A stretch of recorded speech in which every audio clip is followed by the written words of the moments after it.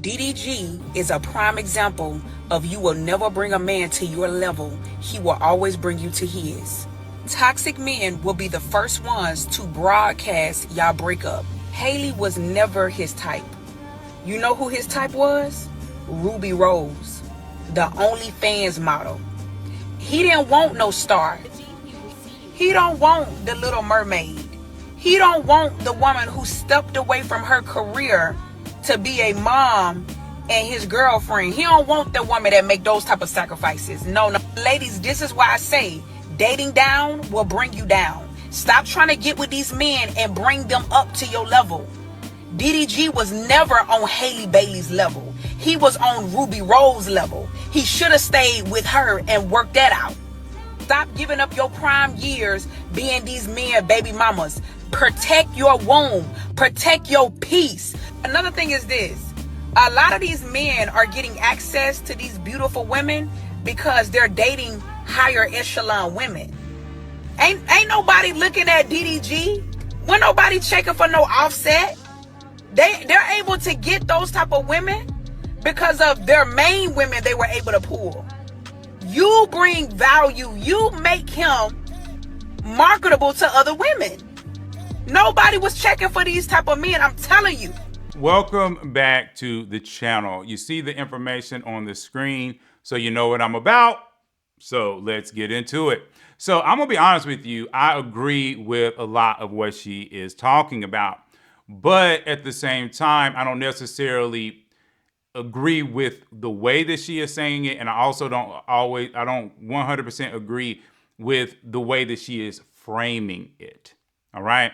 Now, here's the first thing that we have to talk about. At Haley Bailey's level, okay, because when we talk about level here, we're not just talking about beauty, class, different things like that. We're also talking about financial, okay? Haley Bailey is at a financial level where there's actually very few men. And most of the men that are up there, okay, especially in the entertainment industry, there's only going to be so many of them. Okay. And so from her perspective, okay, it is really a numbers game. Okay. And unfortunately, a lot of men that make it to that level, they are hustlers. You know, they were hustling to get every single thing. They put everything up in order to get there. And while we might really praise a lot of these men, we have to understand that their energy goes back to being Pookie and Ray Ray. Their energy goes back to Proverbs 5 and Proverbs 7.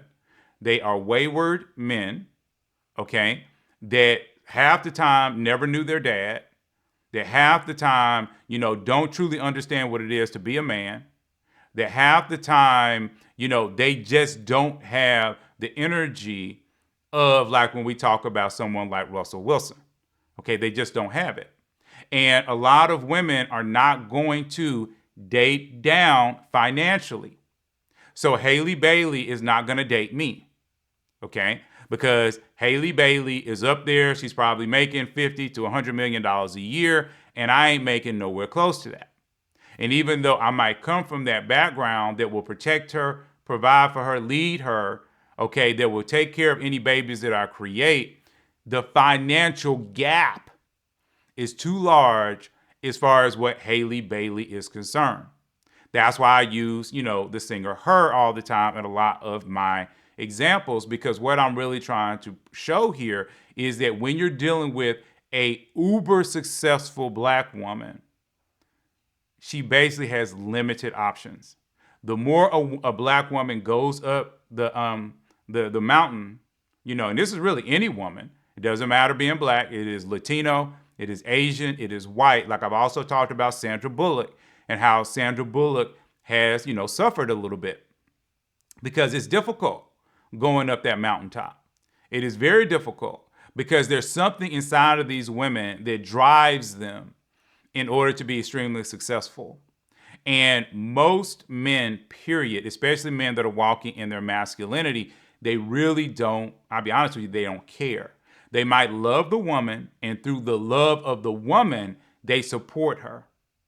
But when it all boils down to it, a lot of masculine men really just want a woman that has given up that and has placed her career to be third in line after husband and children, is now third in line. And so through that, okay, now, these women are having to exist. But women who are very driven, it's very difficult for them to do that. So that's the very first thing, that I want to talk about. The second thing I want to talk about really when it comes to this is, again, what she's talking about when it comes to the level of the man. Again, this is the problem that we have within the Black community, because a lot of what gets advertised is this Black man, honestly, that is, again, more of a wayward type of man. He is more of a Proverbs 5, Proverbs 7 type of man. And I've talked about that because you can reverse that information for women. He is a smooth talking, good looking man that has no substance and is not really moving towards a vision. Okay, he is the train that is on the train tracks, but it has never left the station. It keeps talking about how it's going to leave the station, but it has never left the station. And when it does leave the station, it is not leaving the station for vision. Instead, it is leaving the station for fun.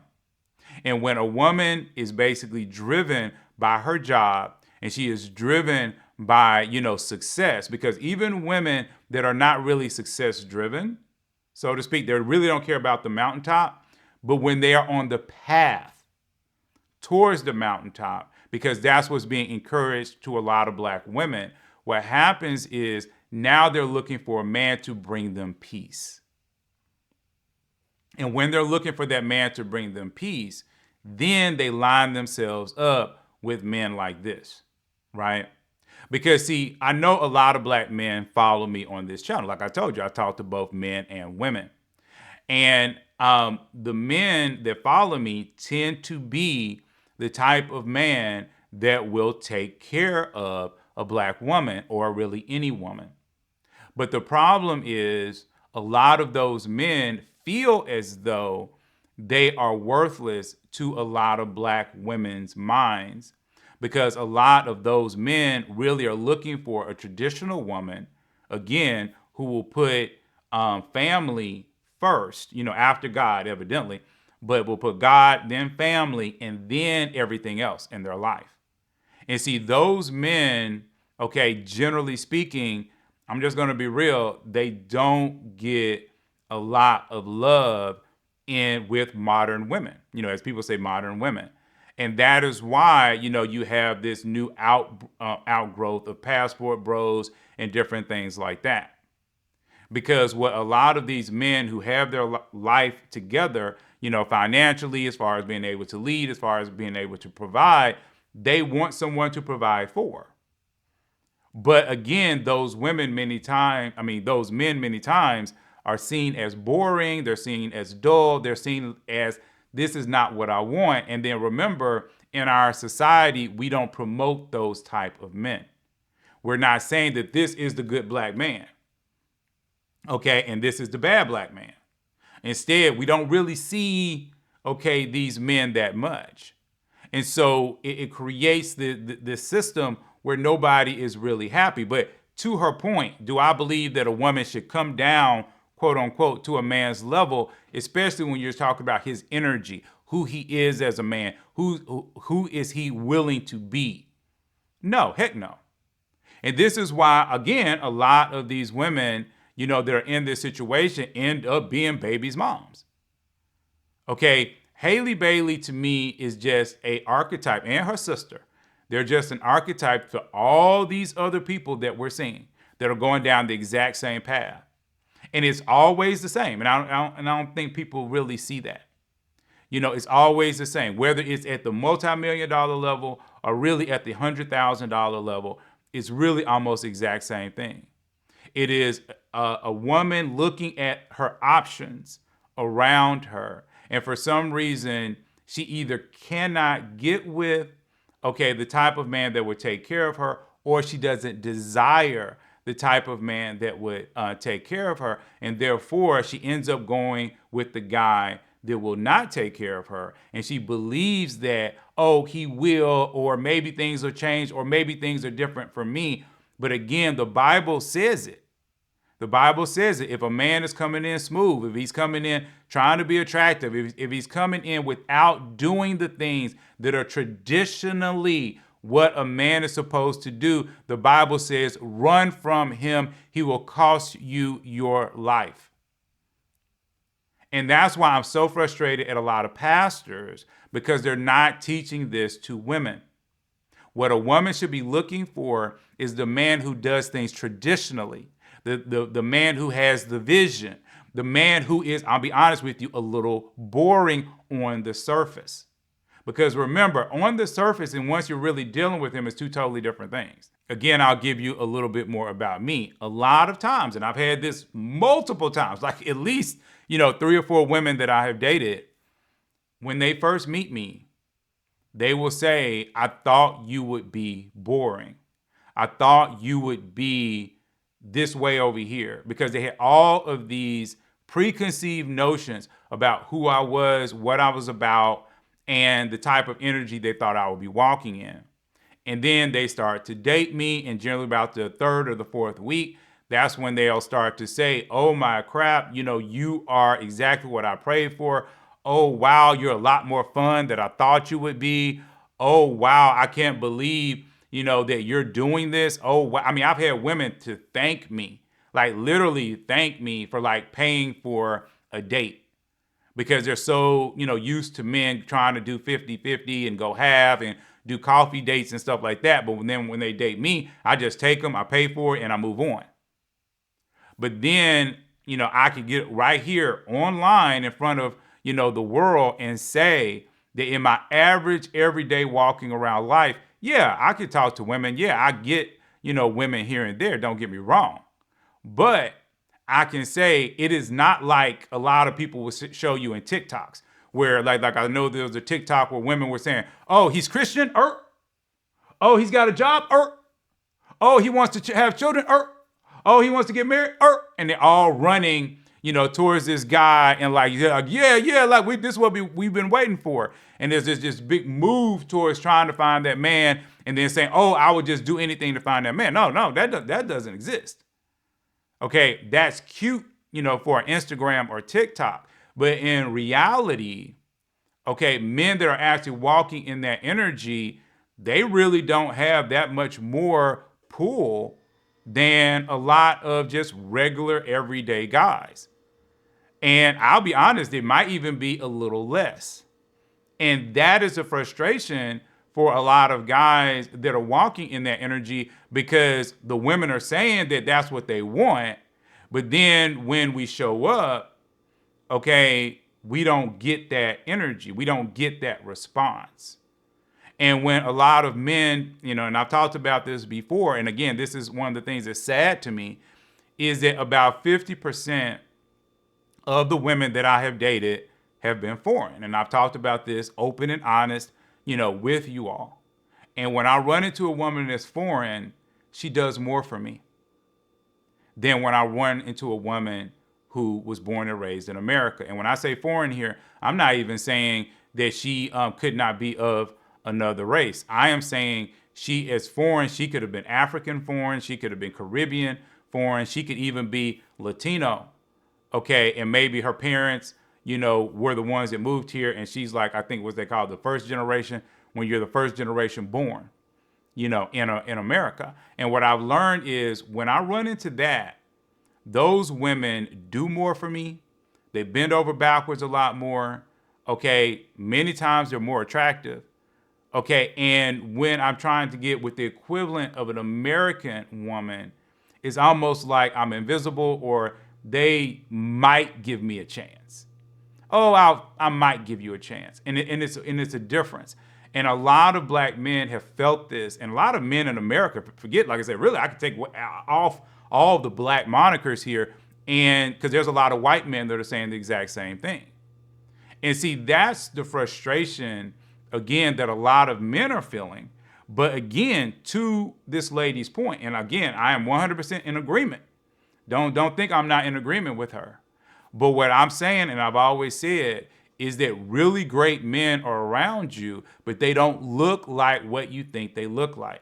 They don't talk like what you think they talk like. And you have to be willing to give them 15 minutes, okay, of your time. And see, that is the key.